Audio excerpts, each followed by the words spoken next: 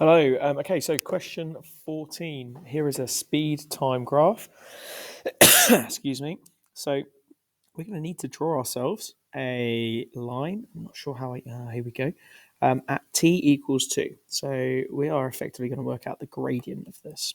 So moving this in here, trying to find a tangent to that line. Okay, I reckon that's about right. And then can I draw my line in? Beautiful. Do it all the way across. Really like that ruler function. So as you can see, I'm just a little bit off. Can I move it at all? No, I'm going to go with it though, because what I need is two coordinates. So I'm going to say that this one is at 0, 0.8. And then this one here is just under 5, but I'm going to estimate it as at 4. And I'll go 4.8 there. Okay, to work out this gradient, we need to do y2 minus y1 over x2 minus x1, which is technically the amount it's gone up divided by the amount that it's gone across. So 4.8 subtract 0.8 will be over 4 minus 0. That gives me 4 over 4, and I get the gradient of 1. Now, having a look at the mark scheme, if you get anything between 0.7 to 1.1, you're okay. You get your first mark for drawing on that tangent. You'll get a second mark for complete method to find the gradient. So that method is important. And then the last one's an accuracy mark. Okay, next bit. What does the area under the graph represent? Well, we've got speed and time.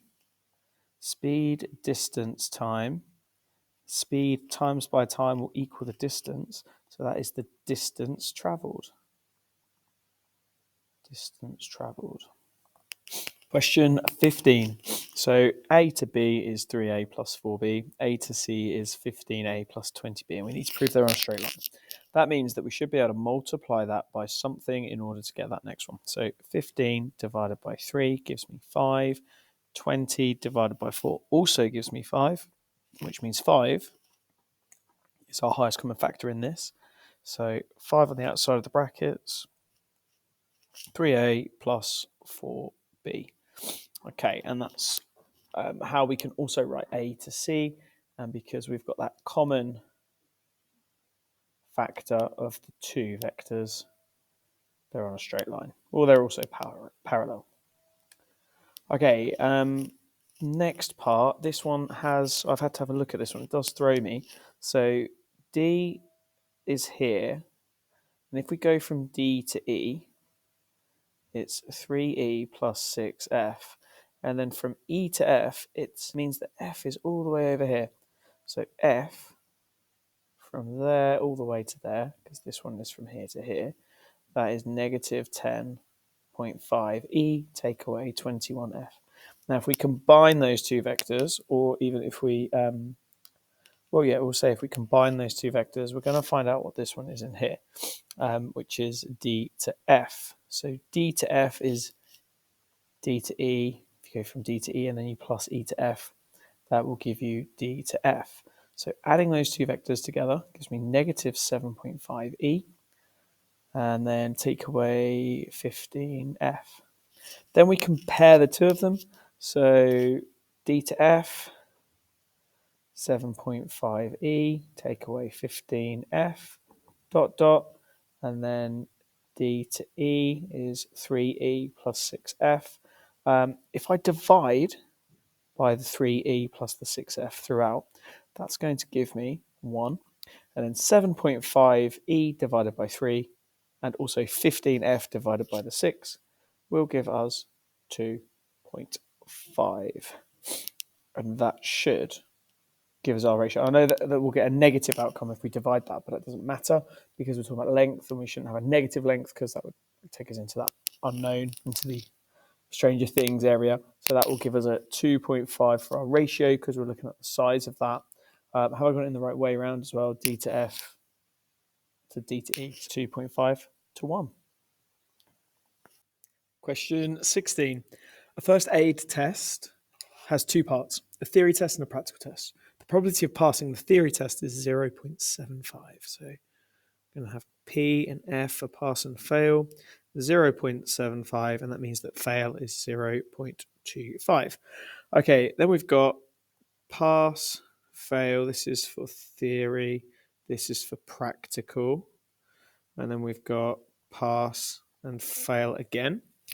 The probability of passing one of the two parts is 0.36. That's all the information it gives us.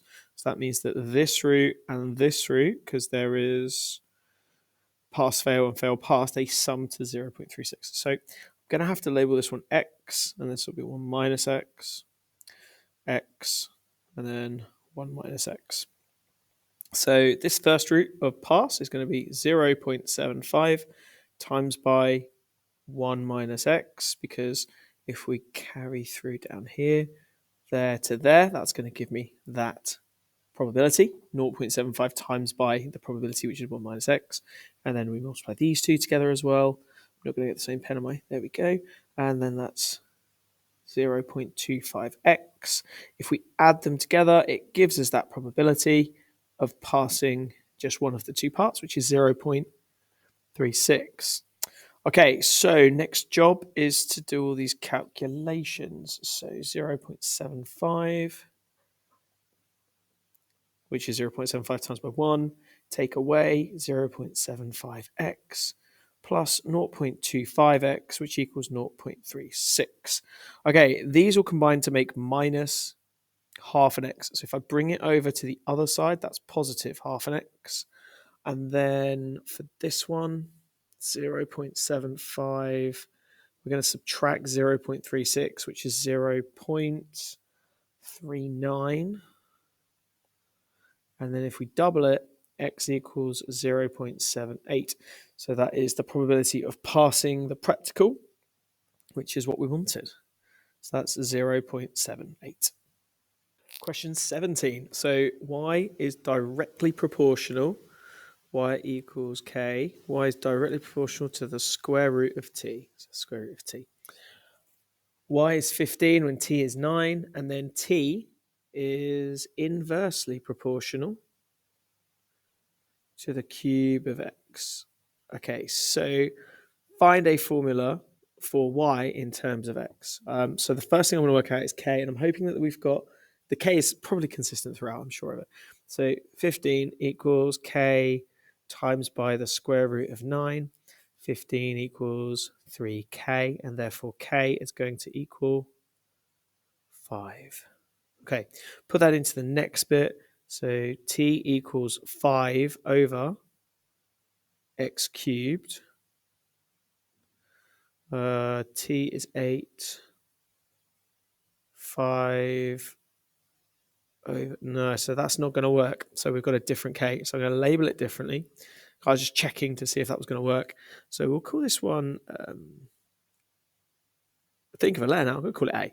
So t equals a over x cubed. T is 8 when x is 2, which makes 2 cubed, which is 8. Multiply it, 64 equals a. So my two formulas are going to be y equals 5 square root t, and then the other one is t equals 64 over x cubed. Okay, so find a formula for y in terms of x, which means we need to remove t, and therefore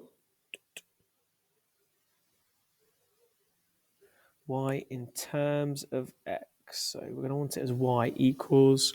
So because I've got a value for t here, I think I'm going to sub that in, which gives me y equals 5 lots of square root 64 over x cubed.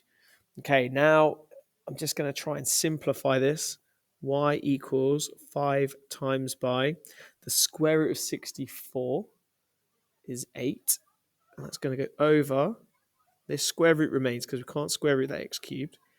And then y will equal 40 over the square root of x cubed. There we go. Y equals 40 over the square root of x cubed. Nasty, but read that question carefully and make sure you work through it, I guess, slowly and carefully.